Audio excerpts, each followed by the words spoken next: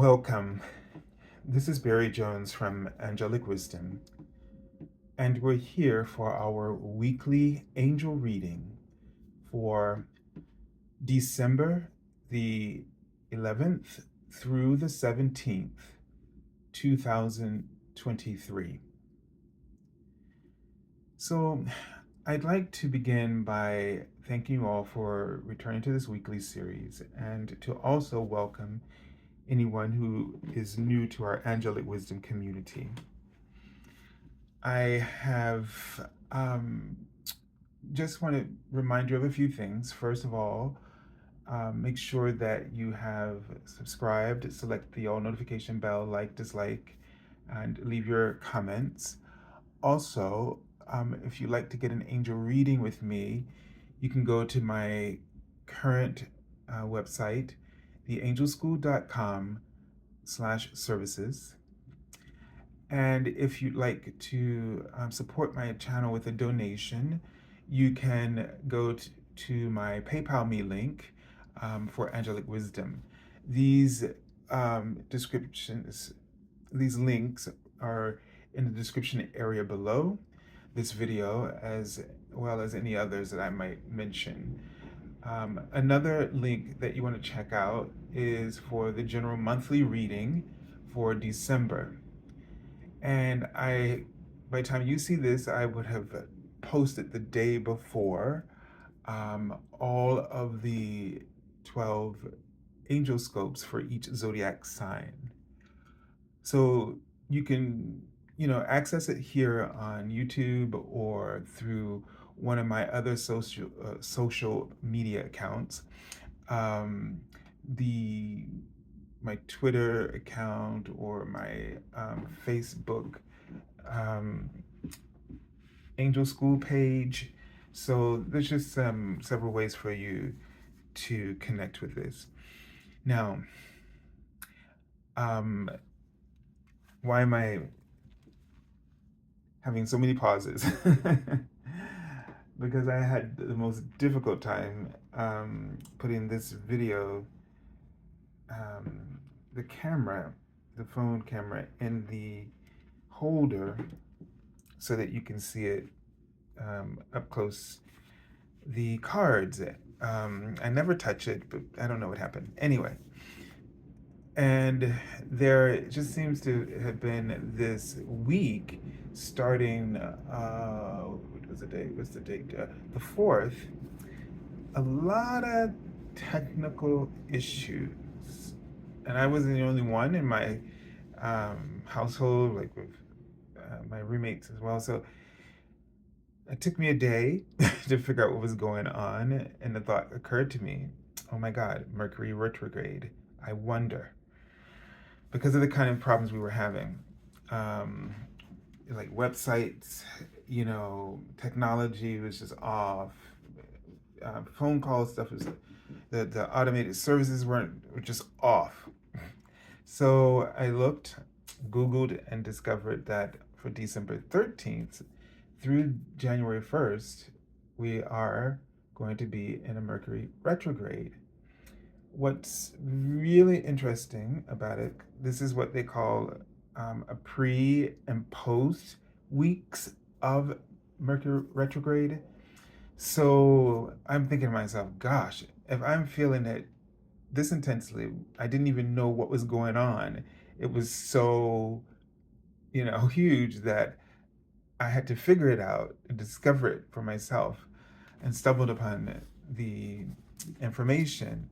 So one of the things that's been really interesting, like the first day was just really, really crazy. And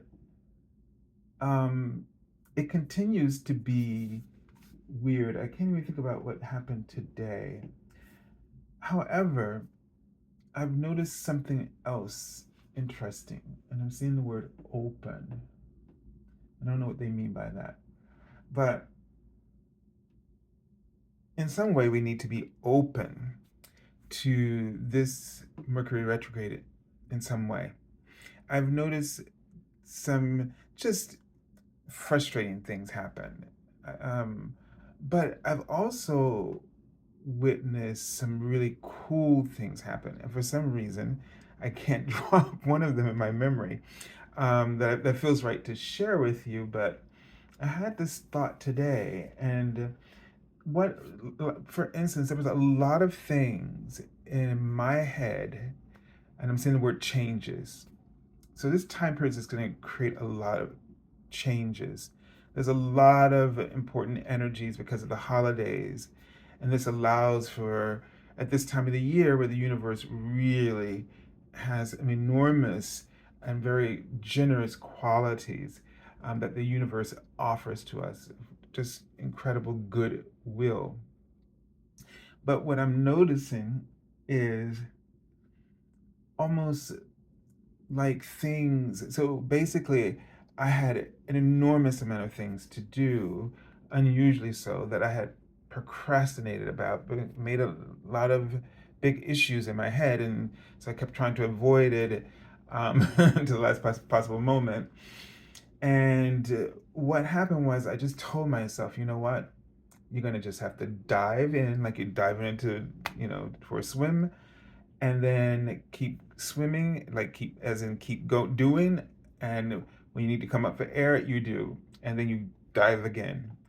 And in the process of doing that, it was like this kind of um, uh, over road overrided these hang-ups that normally would get me, like these ego things that would just get in my way and make things worse, actually. And once I started this, what kind of unfolded was like all this wonderful stuff happened, like unexpected things happen. And, I've been talking about this year simplifying with the ego. And so what actually happened is that all of a sudden my ego showed me how to get something done that I had made complicated in my head. That's why I was avoiding it. But it turned out to be easier. Like, it took me, where I thought it was going to take 2 weeks, it ended up taking a few hours. And so I've been noticing things, even since that moment of discovery, things just flowing very quickly. I mean, like, very, very quickly, like wizardly, like waving a magic wand, almost like that. So something's different about this time frame. And I would really encourage you that whatever those stumbling blocks that you usually run into, that they're unique to you. Why? They're writing the cause, and then they're writing courage, because we cause them. And what they really want us to do is have the courage. They want us to trust them. They're going to show you something if you do this. They want you to have the courage to just face it, just dive in. And when you dive in, your first instinct is, the only thing you can do is swim, right? So whatever, like something you think you cannot handle, you cannot do, just dive in, swim, start swimming. That is to say, when you dive in, you swim, you release, you let go of any types of thoughts, and you can only focus on what, I hate to put it this way, but it's sort of like survival. So like I knew I just had to start my day with all the things that were coming in. It was a bunch of random things, but I just dove in, and my intuition just, okay, this, I started with this, and then I started with that. When your intuition takes over, you're going to stop saying, which one? Oh my God, I don't know which way to turn. Because when your intuition takes over, when you take that dive, you find that courage, your intuition takes over and guides you to this, and then, okay, now that's done, try this, and then when that's done, oh, this, you see. And then you find yourself having accomplished a lot of different things, but not in the awful way that you had imagined them. So it seems like that this is gonna, and one of the things I felt like I was seeing was a reflection of my own internal communication that the Mercury retrograde is really having fun with us about. It's showing us like how we communicate internally, and then it gives you this, I don't know, I just had this clarity all of a sudden to change that. So I'm not sure if I'm going to be able to explain this to you because I'm right in the throes of it myself and just sort of getting it. But it's about this internal dialogue that's going to, really come back at you immediately. And I don't want you to feel like it's a threat because they really are infusing it with um, reconciliation, healing, opportunities, solutions, clarity is the biggest quality that they're offering through this. So just be open to all the things that are going on. Take a moment when it seems like it's a little wonky. Take a moment then to breathe. Respect yourself. And respect yourself really here is to by showing courage, because the ego is telling you what you can't do, what you're incapable of, or how awful this is going to be, and then boom, you just show that courage, and you see the real truth. You see the who you truly are and what you're truly capable of accomplishing. All right, so let's take a look at the archangel that we're working with. I'm recording this very late, so I'm hoping that the sunlight will hold out. But it's Archangel Permiek, Perlimiek. And Archangel Permiek is the archangel of nature. And it says, let nature soothe you, serve the nature kingdom. So really, in terms of one, I'm just focused on that blossom seedling there. Really let things focus on the nature of the natural process of things, allowing them to unfold in their own time and in their own way. Trust as you go throughout the day that this will reveal itself to you. And so that a lot of things that you might find challenging is because you're trying to do it in a way that's just not how you work. You're trying to force yourself to work in the way that you see others accomplishing or going about something or approaching something. And that is so so natural to you and authentic that you don't realize that you're fighting with your own nature. And so they really want you to get in touch with your own nature, to be more compassionate with yourself and patient, and allow yourself to figure things out in your own way and in your own timing. But the courage that diving in, it's either when you dive in, you're either sink or swim. Because you want to live, you choose to swim, right? And when you choose to swim, you end up feeling a lot of pleasure and flow with the currents of life. So you're moving with the currents of life while enjoying the pleasure of the natural way to move with the currents of life. And so, swimming is essentially, you're moving your arms, but a lot of it you're flowing with the currents of this great body of water. And so there is not only just you, but also the support of the momentum of the currents of the universe that is cooperating with you and working with you. And so therefore you align your own nature with the spiritual nature and spiritual laws of the universe. And that's when you see just how amazing and incredible and powerful you are. But when you work against your own nature and try to make yourself fit into the nature of others, that's when you feel inferior and powerless and hopeless. All right, let's take a look. This crystal is a little bit big, the angel. Okay, so we have the Queen of Fire.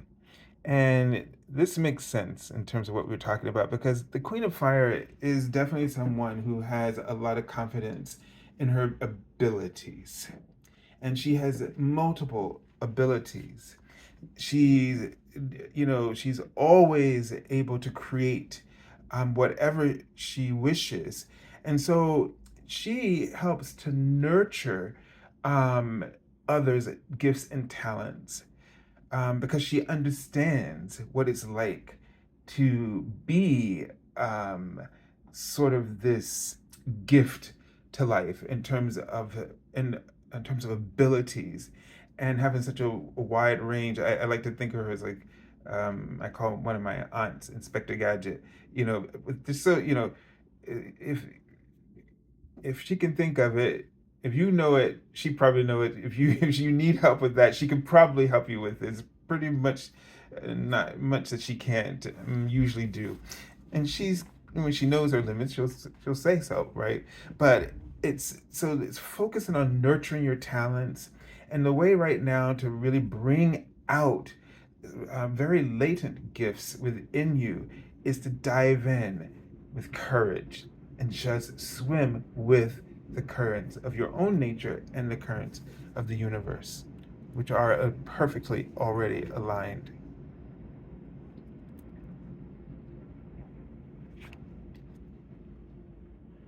So, this card shows you worrying um, too much rather than actually engaging.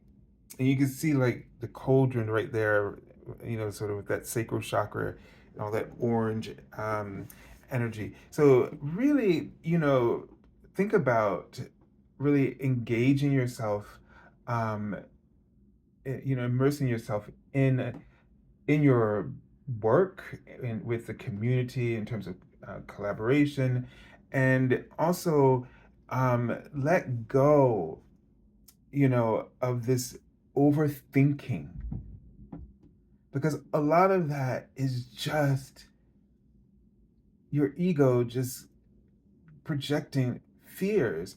And what does it do? It prevents you from really stepping into your power.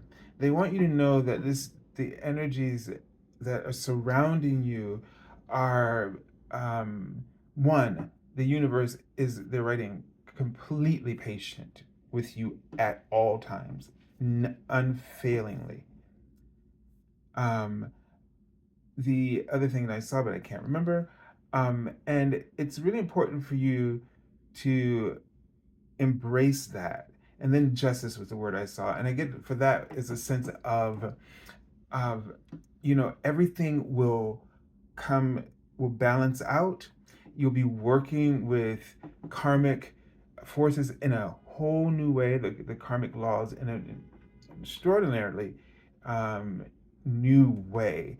You're going to experience it not as a delay and not as some kind of like you're dumbfounded about like why did that happen. You're going to know, oh, that came because of the way I was thinking.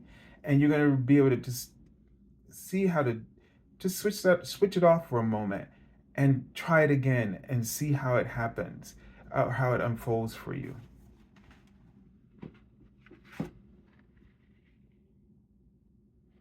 Okay, so ego.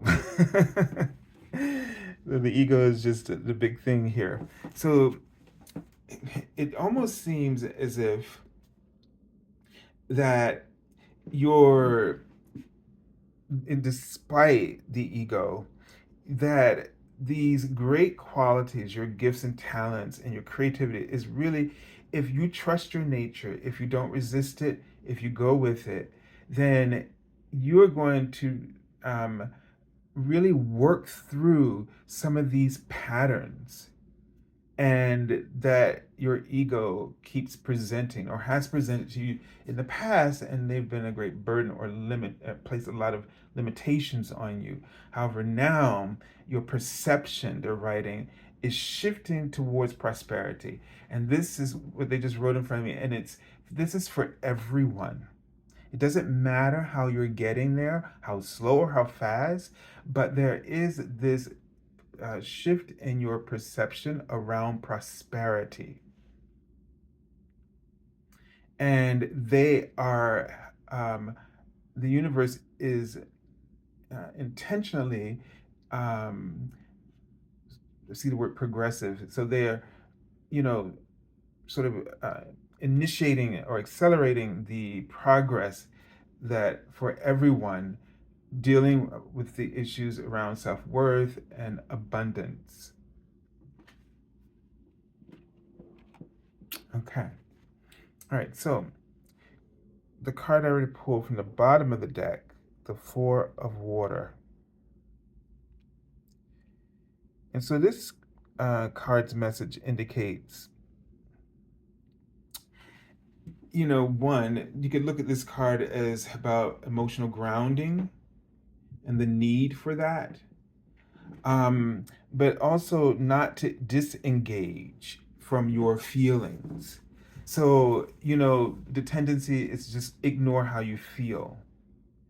And the way to really deal with your emotions is to really be present with them.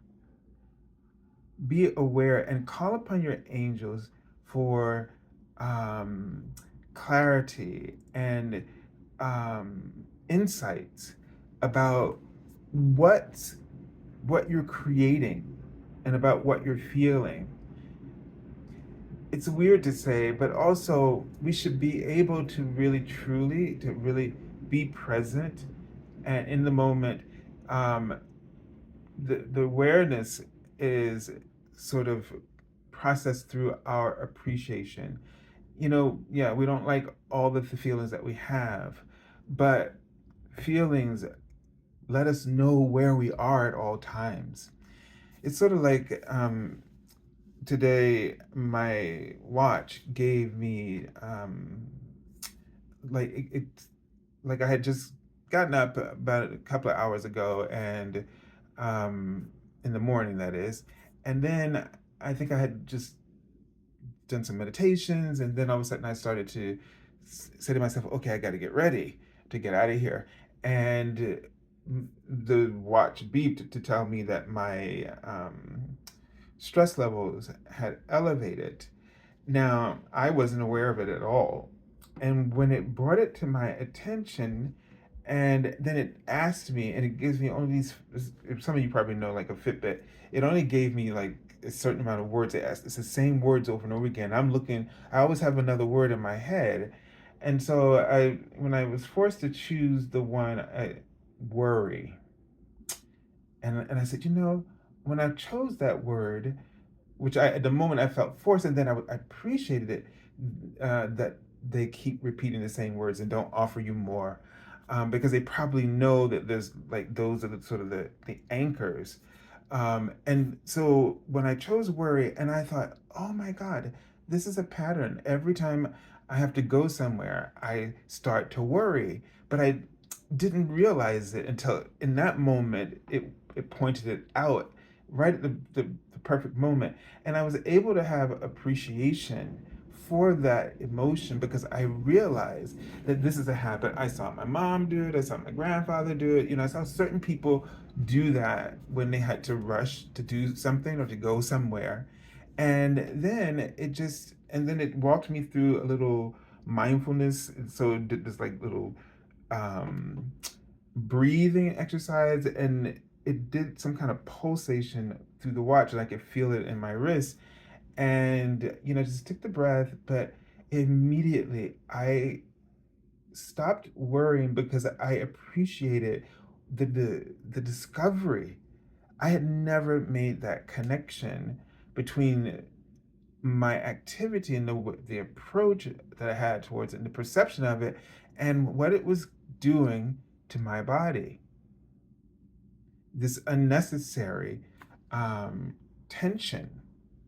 So it's going to be really important in order for you to process and in order to then integrate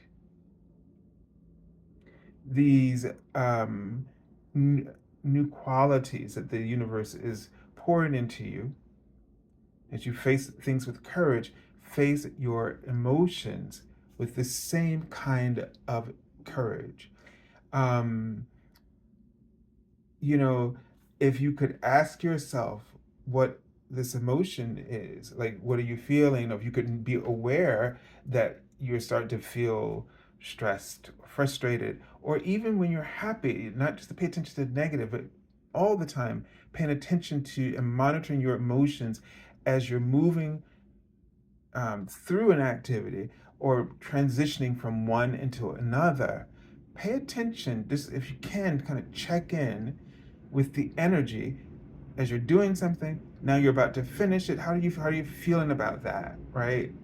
And as you move into the next one, how are you feeling about that? And if you can just give yourself a word and notice and maybe monitor this process of switching, transitioning, and then the duration of the work that you're doing, and then another transitioning, so that you can see if what you're creating is really what your intention was. Was it your intention to begin this work or this next obligation, with total, um, you know, worry, or were you intending, or you wanting it to be a joyous experience? Because those are the connectors that the universe, the spiritual laws are paying attention to, and therefore what you end up getting. So I'm not quite sure if that helps you, but I hope that you can look at it almost as sort of a data sheet, spreadsheet for yourself, and you're just going to pay attention to transitions, like when you get out of the bed in the morning. Okay. What we tend to do is when we feel the feeling, we say what we don't like and what we like. Okay. It's a little natural, but it's still ego. Because if you classify like, oh, well, because what you're doing is you're making your life conditional. This is the thing. You're making your life conditional. If you wake up in the morning and when you feel good, you think that's a good thing, even though it is. But then when you wake up in the morning and you don't feel good and you don't know what it's about, you don't even know what it's about when you wake up when it's a good thing, right? So instead of worrying about either, labeling them for as good or bad and leaving it with no sort of clear kind of indicator of a cause or a reason, something that you can either to help you to repeat, but you would have to do it over time. You can't just isolate one thing. You have to pay attention to the data over a period of time in order to know what it is you want to repeat and what you want to eliminate.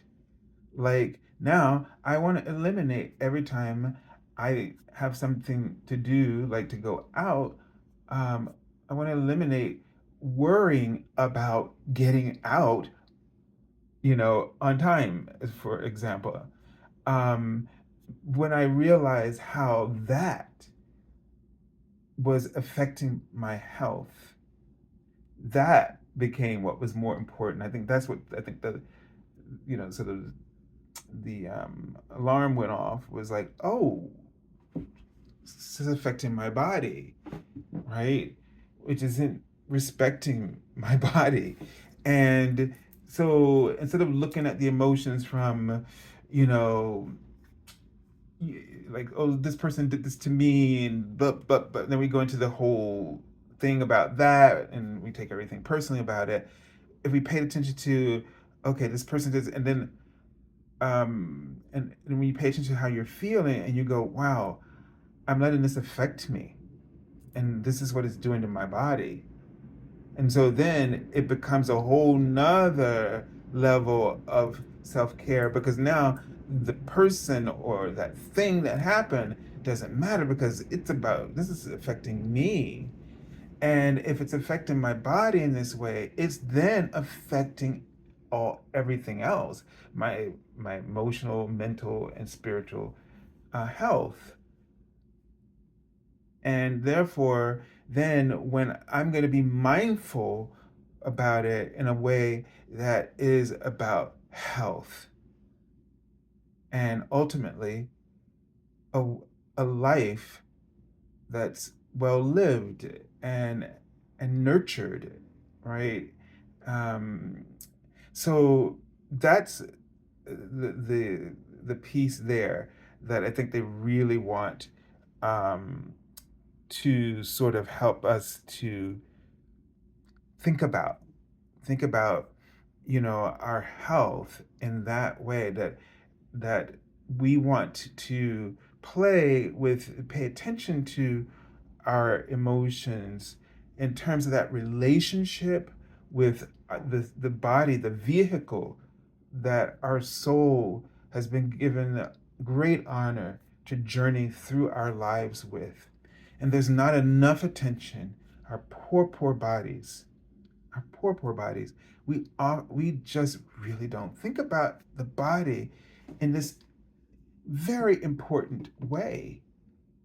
We think about all of our stuff, our crap in our lives, right? The drama, the things that are going wrong. We give this way more attention. And here's the thing, because we do, the health of our body suffers the most. Our body is Mother Nature, it is Gaia, it is Earth. And we need it more than anything. We don't need any of the other external stuff, or in the sense that none of that stuff is important more than health, body, Gaia. So, therefore, if you want to start to truly get a grip on happiness, peace, security, then you got to start getting a grip on the relationship between what the choices that you're making and how those choices affect your body. All right, so I'm going to stop and leave this with you. Hopefully, this has triggered something for you that will help you to, in this week, sort of deal with some of these things that are coming up and help you to find the courage to live your best life for your body, Gaia, and its health. All right, send you lots of love and angel blessings, and have a beautiful, beautiful week.